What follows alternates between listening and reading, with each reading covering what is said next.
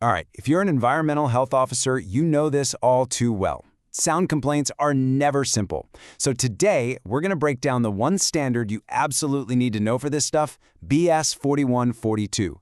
Think of this as your practical field guide, something you can put to use right away. So, here's what we're covering. First, what exactly is BS 4142? Then we'll get into measuring the soundscape, calculating the all-important rating level, and assessing the impact. And we'll wrap up with the big one, why context is everything. Let's get into it. Okay, first up, what is BS 4142? Let's call it the EHOs toolkit. And to understand it, let's start with a scenario that I'm sure you've dealt with a dozen times. Right. You get the call, a resident is complaining about this new, constant hum from a factory nearby. They say it's unbearable. Of course, you talk to the factory manager, and they say they're within limits. So how do you cut through all that subjective noise and get to the objective truth? Well, this is your starting point. This is where you shift from just a complaint to a real, quantifiable assessment. So this is the classic setup, isn't it? You've got some new commercial or industrial sound source right next to a residential area. Could be a new AC unit, a factory extension, maybe even just new operating hours. It doesn't really matter. The principle is always the same. And the tool for this job? That's British Standard 4142. So what is it exactly? Well, at its heart, BS 4142 is a standardized method. It's all about comparing the sound from that new industrial source to the background sound that was already there. It gives you a consistent, structured way to investigate complaints. And, just as important, you can use it to assess the potential impact of new stuff before it even becomes a problem. It's both reactive and proactive. Okay, so let's get practical. How does this actually work? Well, before you can assess anything, you've got to get out there with your sound level meter and measure two really key things. First up is what's called the specific sound level, the LAEQ T. This is pretty straightforward. It's the sound level of the source you're actually investigating. You know, that factory hum? You're trying to capture the equivalent continuous or average sound level produced just by that source. And then, just as crucial is the background sound level, the LA90 T. This is all about understanding the existing acoustic environment. What was it like before this new noise showed up? The LA90 gives you the level that's there almost all the time. It really represents the typical quietness of that area, when the factory or whatever it is isn't running. Yeah. A good way to think about it is like this. The background sound is the quiet acoustic canvas of the neighborhood. Your job is to figure out how much that new sound, that new paint, stands out against that canvas. All right, so you've got your two key measurements, the specific sound from the source and the background sound of the area.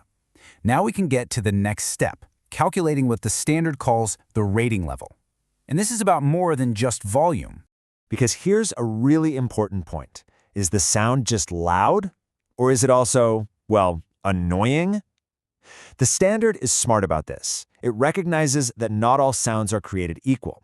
A sudden bang or a high-pitched whine can be way more disruptive than a steady hum, even if they're at the same decibel level. And BS 4142 actually accounts for that. And how does it do that? With penalties, or, as the standard calls them, acoustic feature corrections. Basically, if the sound has certain characteristics, like a distinct tone, a whine or a hum, or if it's impulsive with bangs and clatters, or if it's intermittent, you actually add a penalty to its measured level to reflect how much more impactful it is. And this is where your ears and your experience on the ground really come into play. You listen to the sound. Is there a continuous whine? You make a subjective assessment. Yep, that's a prominent tone. And then the standard tells you to add, say, a 4 dB penalty. Is it clattering and banging? That's impulsive, so you'd add an even bigger penalty. This is how your professional judgment gets translated into a hard number. The calculation itself is pretty simple then. You start with the specific sound level you measured, you add on any of those acoustic feature corrections, and what you're left with is the rating level. So in this example, you measure the factory hum at 54 dB, but it has a distinct whine, so you add a 4 dB correction. Boom! Your rating level is now 58 dB.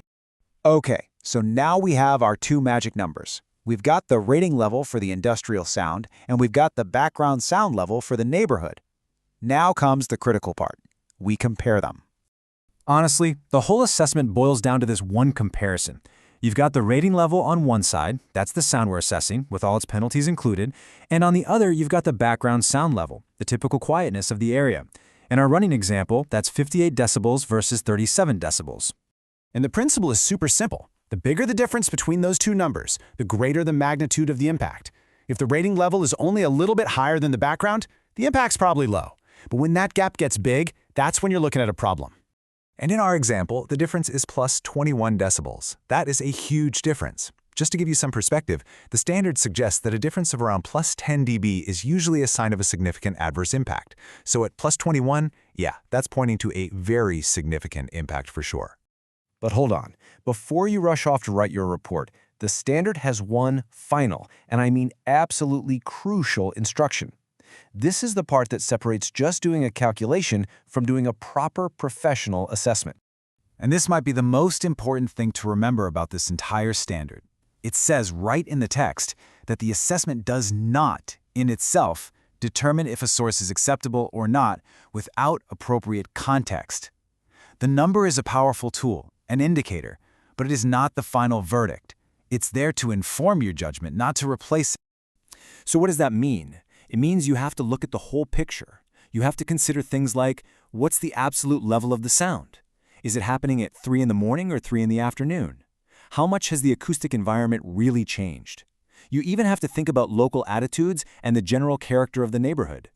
All of these contextual factors have to be weighed in your final assessment. So that's really the core of it, isn't it? The numbers give you a strong indication of impact. But the final question is for you. How will you weigh all that context in your final assessment? BS 4142 gives you the data, a repeatable method, but it relies on your professional judgment to see the whole story and make the right call.